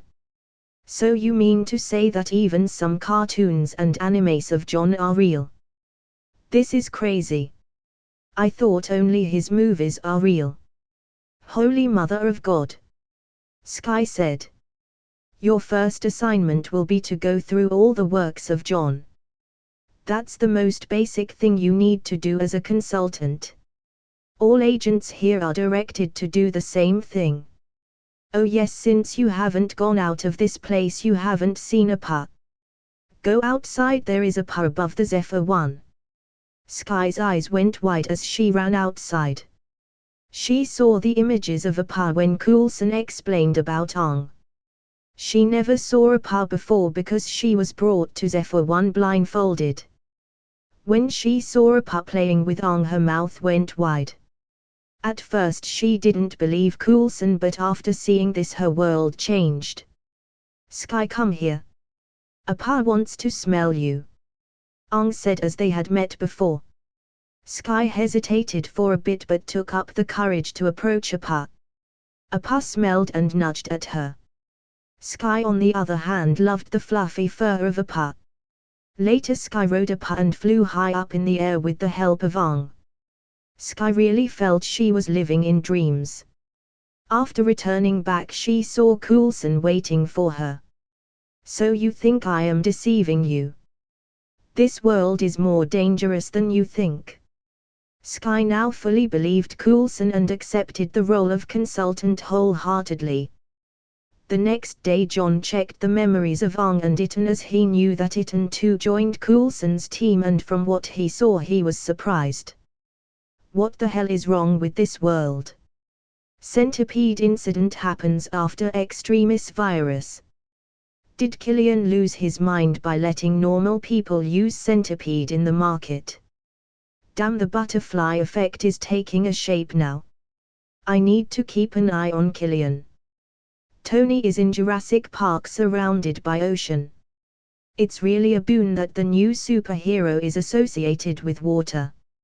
According to the actual timeline, the incident of Centipede was supposed to happen in late 2013, but it happened 1 year early. This surprised John a bit. John didn't want any bad thing happen to Tony like in What If. Tony was important in this world and he needed to keep the timeline intact as much as possible. Otherwise situations might go out of control and he wasn't ready to lose his prophetic vision of future. Especially Ultron. He was way too powerful in What If and he wanted to make sure Ultron never gets the Mind Stone. That is why John never let any extra knowledge in computers connected with internet. After 2 weeks it was almost Christmas time, the whole city was in festive mood. On 24th of December, the premiere for the new superhero movie was held in NY. John as usual came with Emma.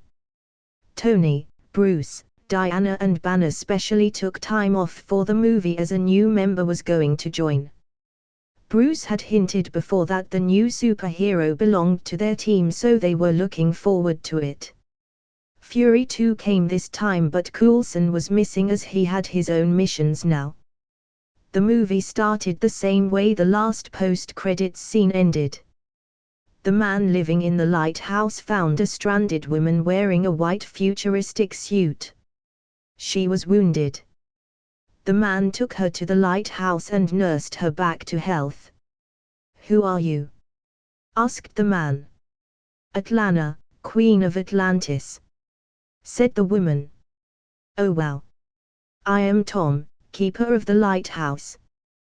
The story rolled as they both fell in love with each other and bore a child together. They named the boy Arthur, after the legendary King Arthur. But the story didn't continue a happy story. The people of Atlantis soon found out about the location of Atlana and attacked. Atlana successfully defended and killed all the Atlanteans who came. That fight scene was vivid and looked futuristic. Atlana herself looked powerful with the trident. She at the end left because she knew if she didn't leave, she will be hunted down again. What the hell is wrong with your world? Even an underwater kingdom is more futuristic than human world. As a human race we have failed to evolve sufficiently. Tony looked at Bruce and complained. Wayne just shrugged his shoulders and didn't say anything. The story continued as the boy grew up. The boy knew he was special from beginning. The camera moved and showed a submarine being hijacked by a group of pirates. As the pirates were securing the deck, there was a ping in the sonar. Before they could figure what it was, the submarine was suddenly hit by something. Yes. The movie was Aquaman. A man appeared in the water and he with his own power destroyed the propellers and lifted the submarine above water. His power level was amazing and it shocked the audience. Then there was a fight between the pirates and the man. Bullets, swords and even a grenade launcher had no effect on him. "We have a male Diana among us," Steve said as he too had joined for the movie. He was interested to see a new person arriving in their universe. The movie went on as it showed a conspiracy by the son of Atlana, Orm, who was Arthur's half-brother. He wanted to attack the surface dwellers and Mera, daughter of Nereus, wanted Arthur to stop Orm. Arthur accepts the deal but was captured and even had to duel against Orm. Later Arthur was able to escape with the help of Mera. They went on a search for the trident of the first king of Atlantis and was able to find the location of the lost trident. As they were returning back, Arthur was attacked by Black Manta, the pirate who Arthur confronted in the start of the movie, but he had advanced technology. Thanks to Orm, Arthur managed to defeat him and went to the trench where he had to go through the portal. He and Mera had to fend off monsters along the way to reach the core of the earth. It was there where Arthur met his mother, who too was banished to the trench because of having a child with a human. Atlana told that the trident of King Atlan was guarded by Carathan, a mythical monster, and he would die if he went to reclaim it. Arthur insisted on the path as they had no way out. Arthur went in to reclaim only to be stopped by Carathan. But Arthur, who had always been able to speak to water creatures, said, "Stop. You are right, I am a half-breed mongrel. But I didn't come here because I thought I was worthy. You understand me?" Carathan replied. "I do." Arthur replied. "No mortal has conversed with me since King Atlan." Carathan finally let him take the trident. The trident made him worthy to be a king as it allowed to command all the water creatures on the ocean. In the meantime Orm declared himself as Ocean Master and attacked the last tribe which was opposing his rule. Arthur came and stopped the war from damaging Atlantis any further. This time Arthur was finally able to defeat Orm. The fight was vivid and jaw-breaking. The audience loved the way Arthur fought. as most of the audience now understood that John's movies were basically rituals before a new superhero emerged. And since Arthur had the blood of humans and even took the side of humans, they really liked him. Especially his command over all sea creatures assured that the sea won't ever be a problem again. So we have a fishman. That's interesting, Tony said.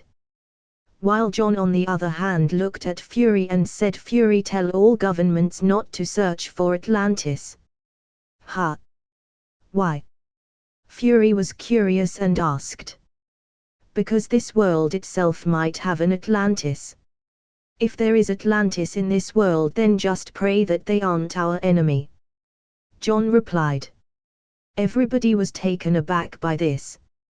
After Diana became real, many governments went to search for Amazon but didn't find anything, but the search still continues to this day by several governments. S.H.I.E.L.D. never cared about it because Amazon didn't exist. But now there was a possibility of Atlantis in this world, and governments might take it seriously as the kingdom showed was way too advanced. What do you mean? There is really Atlantis in this world? Diana asked. I am not sure. If there is, then we have a problem. John said that because there was a rumor of Namor being present in the second part of Black Panther movie. In comics, Namor was almost an anti-hero. And even on 2 occasions there was a very subtle reference to Atlantis in Marvel movies. Who is he here? Bruce asked as he too was interested. He is Namor. In many versions of our universe he is an anti-hero and has powers like Aquaman. So Fury, tell governments not to make any rash decisions. Our universe also has many versions. Man, I wonder if I am not a Hulk in another universe. That would be such a relief. Banner said. John looked at him with pity, as in most comics Hulk was more powerful than their world. You are more brutal in other universes, Banner. John replied. You are actually very weak here. What? I am weak. This is the first time someone said that of Hulk. Seems like I really will have to design Veronica.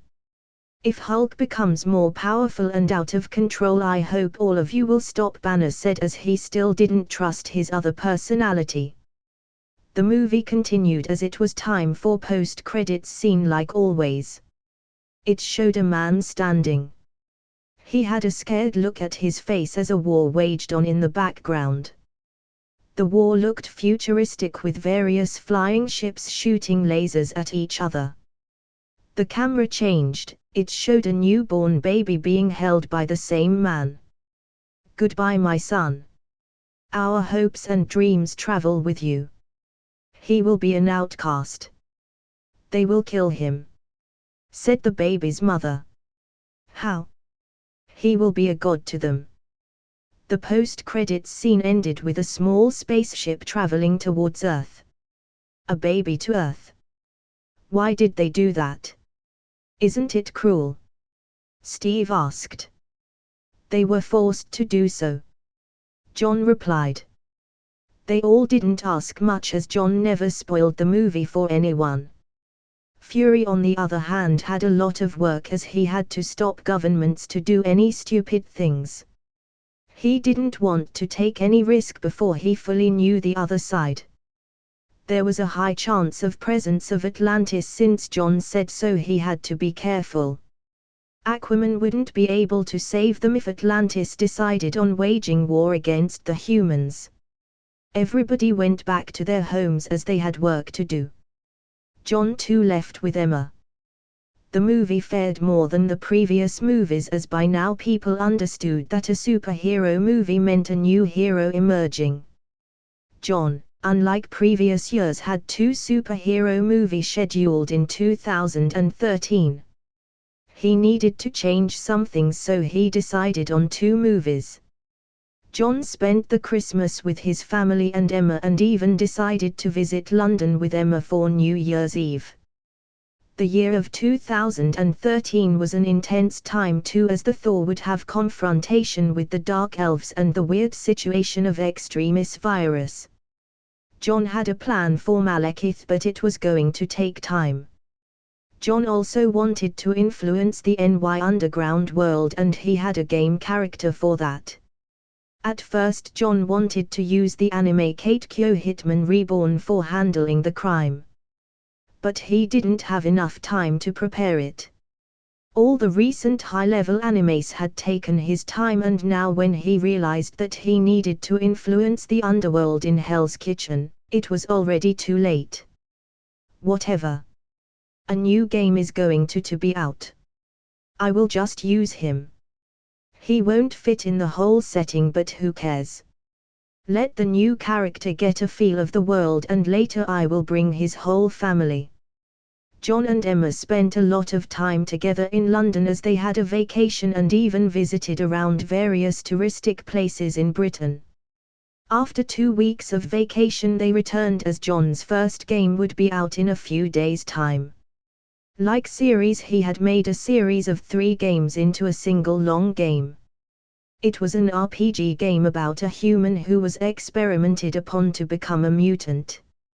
John didn't play the first part of the game, so he had to spend fan values for acquiring the old version of it.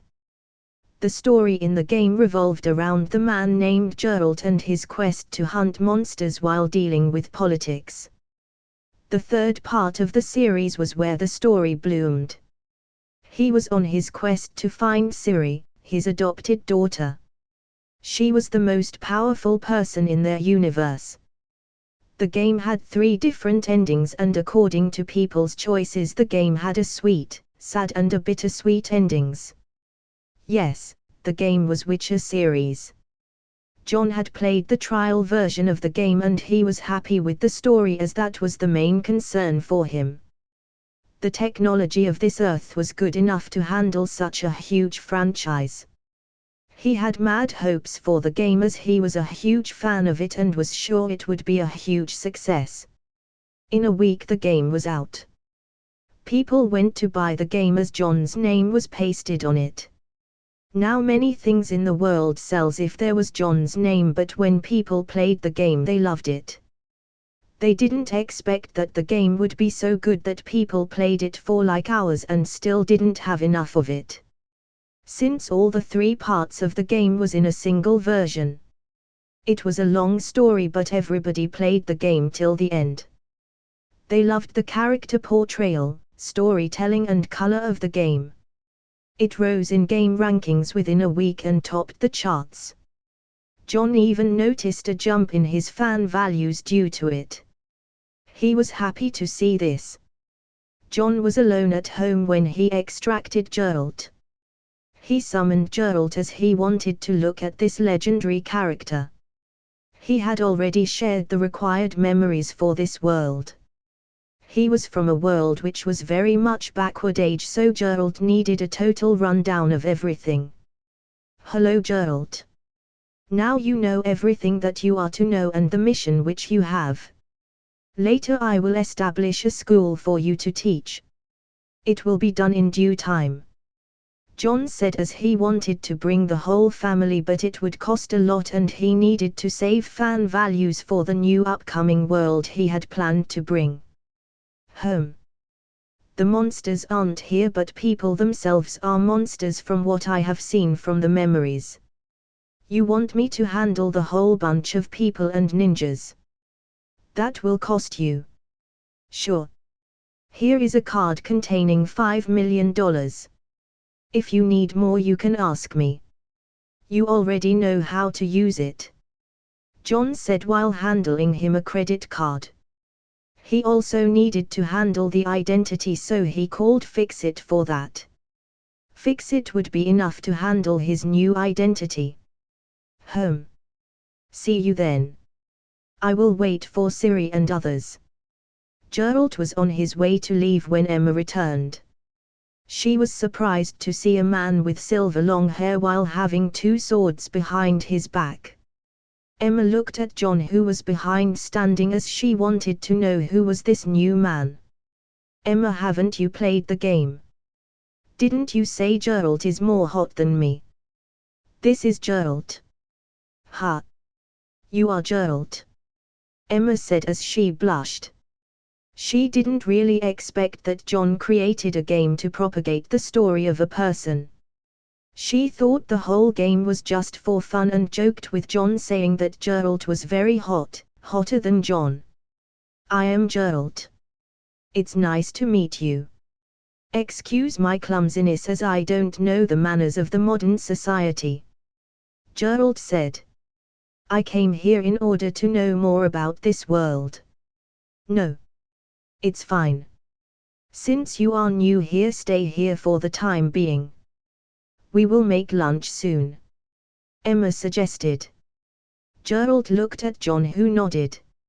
Sure. Geralt stayed over till evening while Emma was curious about him and he constantly barged him with questions. Geralt left at night as he had a mission now. So still think he is hotter? John asked with a fake jealous tone. Of course. But you are better, Emma said as she kissed him. Geralt, after going out, took a taxi. Emma ordered new sets of clothes for Geralt, as having swords might just attract unwanted attention. She ordered a guitar set to hide the swords when Geralt stayed over to their place. He soon reached Hell's Kitchen, as this was here where his long mission would start. He booked a hotel till he could find a proper place to stay. He soon found out information of Matt Murdock, the blind lawyer. John had sent Geralt to insert himself in the life of Matt and finishing the hand later, while taking care of Wilson Fisk along the way. After few days of searching, he bought himself a cozy home. Even though Hell's Kitchen wasn't exactly a safe neighborhood, for a person like Geralt it was a walk in the park. Without using any potions he could beat all of the scums in the underworld. John had summoned Geralt with all his magical signs maxed out, so it was very easy for him if he was attacked. After finding out the location of Matt Murdock, he kept away from him. From the memories of John, he knew that Matt's hearing was on high level. He didn't want to expose himself yet. Soon there was a news of murder of Daniel Fisher's murder, an employee of Union Allied Construction. Geralt knew instantly that this was his cue to insert himself. After the case came out, Geralt kept a watch on Karen Page's home, as he had already researched on her from before. After 2 nights of waiting, at night he finally saw Matt Murdock fighting someone in rain outside her home. He looked at the fighting style of Matt and shook his head. What a dumb way of fighting. No wonder he is always blooded after every fight. Rance and Daredevil were fighting intensely when Matt suddenly heard someone walking towards them. He was scared, thinking that Rance would attack the guy approaching, but what the man said next stopped both Rance and Matt on their tracks. You guys are fighting like pigs fighting in a gutter. You both should take training lessons from me. Especially you, Daredevil. Before Lance could turn his head to see who was talking, he felt dizzy and became unconscious in a second. That's it, guys. Hope you like the video. Like, share and subscribe the channel, and also make sure you tell me your recommendation in the comment section down below. Thanks for watching.